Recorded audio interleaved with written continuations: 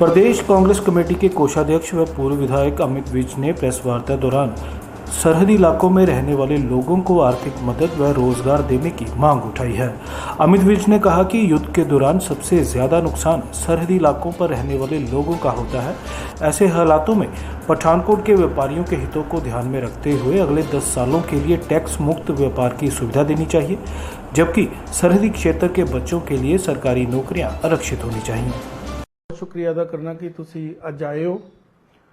अज दी press conference दा इस करके कि मैं अपने पठानकोट दे लोगों को दसना चाहना और ये बताना चाहता हूँ कि जो हमारी इंडियन आर्म्ड फोर्सेस हैं, चाहे आर्मी है, नेवी और एयर फोर्स है, जो ऑपरेशन हुआ और हमारे आर्म्ड फोर्सेस ने किसी भी सिविलियन को टारगेट नहीं किया पाकिस्तान के, सिर्फ दहशत गर्दों के अड्डों को टारगेट किया और जो वो डिजर्व भी करते थे।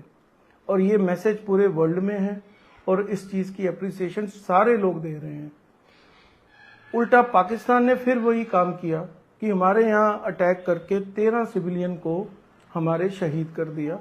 मैं सबसे पहले तो आर्म्ड फोर्सेस की ये जो ऑपरेशन किया है इतना प्रिसाइजली ह्यूमैनिटी को आगे रखते हुए सिर्फ दहशत गर्दों के ऊपर अटैक करके उसका मैं अप्रिसिएशन करता हूँ और सारा देश कर रहा है।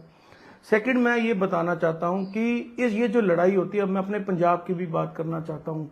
आज हिंदी में इसलिए बोल रहा हूँ ताकि मेरा मैसेज बाकी मेंबर ऑफ पार्लियामेंट, बाकी स्टेट के लोग भी सुन लें और अगर असली देशभक्त है और असली देशभक्त है तो इस चीज़ को मेरे समझें, सुने और जो ये बॉर्डर एरिया के लोग हैं उनके साथ चलें।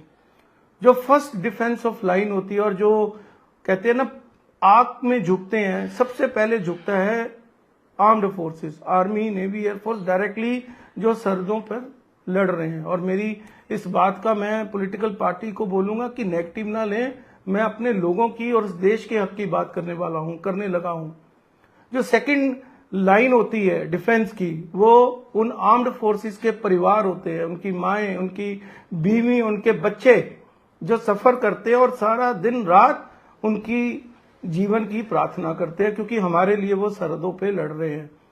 जो थर्ड लाइन ऑफ डिफेंस में होता है वो सरहद के लोग हैं। जैसे मैं आज पठानकोट में हूं, मैं अमित विज हूं, फॉर्मर एमएलए पठानकोट हूं मैं, और इस सरहद में बैठ के बात कर रहा हूं। जो थर्ड लेवल ऑफ डिफेंस होता है वो हम सरहद के लोग होते हैं जो एक तरीके से आर्म्ड फोर्सेस में ही होते हैं, आर्मी में ही होते हैं, हमारे बच्चे भी होते हैं और हम डायरेक्टली इस लड़ाई को लड़ रहे होते हैं। और सरकार का सबसे बड़ी जिम्मेवारी और हर भारतवासी की सबसे बड़ी जिम्मेवारी होती है कि वो अपनी फौज के परिवारों के और जो सरहद में लोग रहते हैं उनकी जो मनोबल है उसको ऊंचा रखें, क्योंकि हमारा मनोबल ऊंचा रहेगा जो है।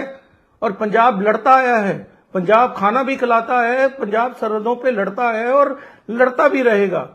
उनको मनोबल भी ऊंचा रखना चाहिए। और मनोबल कैसे ऊंचा होता है? मनोबल इकोनॉमिक डेवलपमेंट से भी ऊंचा होता है।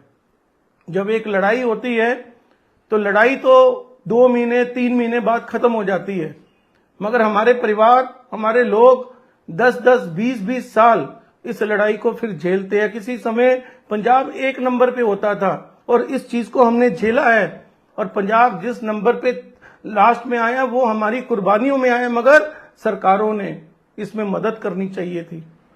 और मैं आज एक दरख्वास्त करता हूं मोदी जी से, भारत की सरकार से दरख्वास्त करता हूं कि इस लड़ाई में हम सब इकट्ठे हैं, मिलकर लड़ेंगे, यहीं बैठे हैं सारे, मगर आपको हमारा भी साथ देना पड़ेगा, हमारे लोगों का, हमारे व्यापारियों का, हमारे बच्चों का साथ भी देना पड़ेगा। इस लड़ाई को हम यहीं बैठ के लड़ रहे हैं और आप देखिए कोई भागा नहीं, सारे लोग पठानकोट में है, गुरदासपुर के गुरदासपुर में है, फिरोजपुर के फिरोजपुर में है, कोई नहीं भागा क्योंकि हमारा मनोबल ऊंचा है और हमारे अपनी आर्म्ड फोर्सेस पे विश्वास है।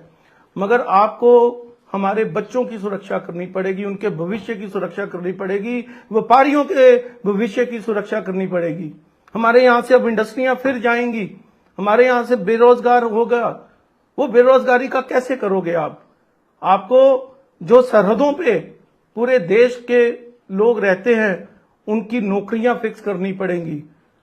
हरियाणा उठता है 80% का टैक्स लगा देता है कि 80% नौकरियां लोकल होंगी।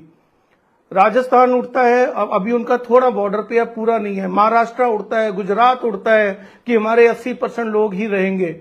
जब सारे लोग 80% लोग रहेंगे तो सरहद के बच्चे कहां जाएंगे, सरहद के व्यापारी कहां जाएंगे। और मैं सारे लोगों को बोलना चाहता हूं, अगर आप असली देशभक्त हो, हर स्टेट के लोग को बोलना चाहता हूं, तो एक यूनानिमस मेंबर ऑफ पार्लियामेंट्स को सारे स्टेट के ये रेजोल्यूशन पास करना चाहिए कि जो भी सरहद में लोग रहते हैं उनके बच्चों को, चाहे गवर्नमेंट जॉब्स हो पूरे देश की, उनके स्टेट में भी हो, चाहे स्टेट हो सेंट्रल हो, क्योंकि हम लड़ते हैं अपने देश के लिए।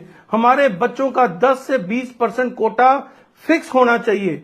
ये नहीं होगा कि यहां से हम लड़ें भी, हम मरें भी, हम कटें भी, सब कुछ करें हम, और फिर हमारे बच्चे अगले 20 साल बेरोजगारी की नफरत भी झेलें, दूसरे स्टेट में जाएं और दूसरे स्टेट आकर ये बोलें कि हमें तो 80% लोग अपने रखने हैं, आपका तो कोटा भी नहीं है।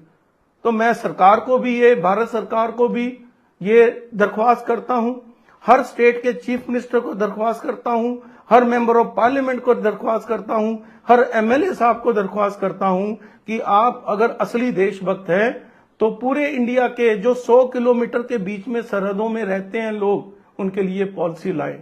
दूसरी बात, अगर हमारे यहां पंजाब में, J&K में जो हिमाचल जुड़ता है, अगर यहां अगले 10 साल के लिए इस लड़ाई के बाद जो भी होगा हम मिलकर झेलेंगे। मैं बार बार कह रहा हूं, आपको सरहद के लोगों का मनोबल ऊंचा करना ही पड़ेगा।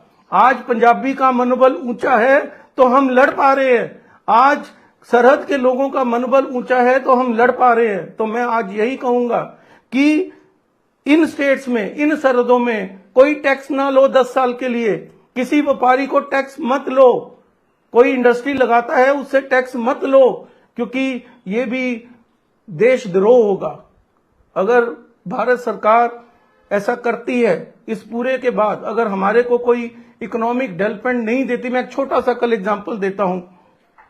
IPL कैंसिल हुआ धर्मशाला से, वो मुंबई में हुआ। अब कोई इंडस्ट्री यहां से जाएगी, वो महाराष्ट्र जाएगी, गुजरात जाएगी, कहीं भी जाएगी। हमारे भारतीय, मैं उनके खिलाफ नहीं हूं, अरे भाई, मगर जो सरहद में लोग रहते हैं उनकी भी तो कुछ सोचनी पड़ेगी। तो मेरी यही दरख्वास्त है अपने सारे लोगों से, ये जरूर करें। सेकेंडली, घबराने की जरूरत नहीं है।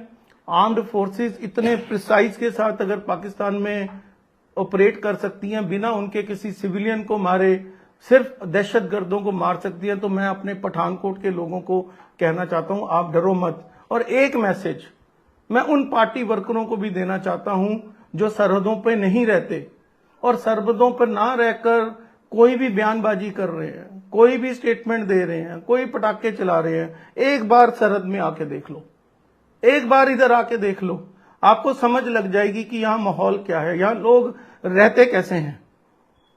तो मैं ये एक बात कहना चाहता हूं जो एक बहुत जरूरी थी, हालांकि ये समय नहीं था, मगर मुझे अपने लोगों की, अपने पंजाब की, और पंजाब है तो देश है, ये सब जानते हैं, तो मैं आपको इसलिए बुलाया था।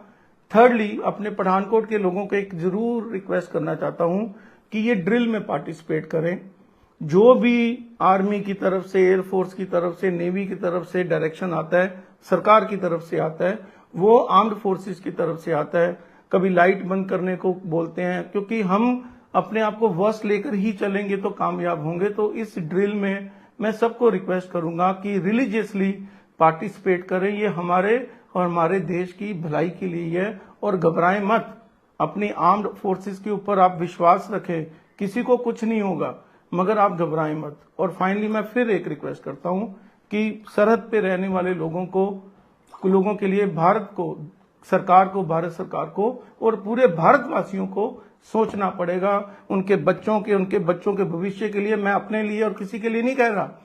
मनोबल ऊंचा होगा सरहद वालों का, सरहद के ऊपर डेवलपमेंट होगी, सरहद के ऊपर इंडस्ट्री आएगी, सरहद खुशहाल होगा, तो ये किसी की हिम्मत नहीं पड़ेगी कि सरहद का 1 इंच जमीन भी अंदर आएंगे। अगर सरहद के लोगों का मनोबल टूटेगा तो फिर जैसे आज पाकिस्तान में हो रहा है कि पाकिस्तान की अवाम ही उनके साथ नहीं है, उसी तरीके से हमारे यहाँ ना हो जाए, तो अपने सरहद के लोगों का मनोबल ऊंचा रखना भारत सरकार और पूरे देशवासियों का काम है। जय हिंद।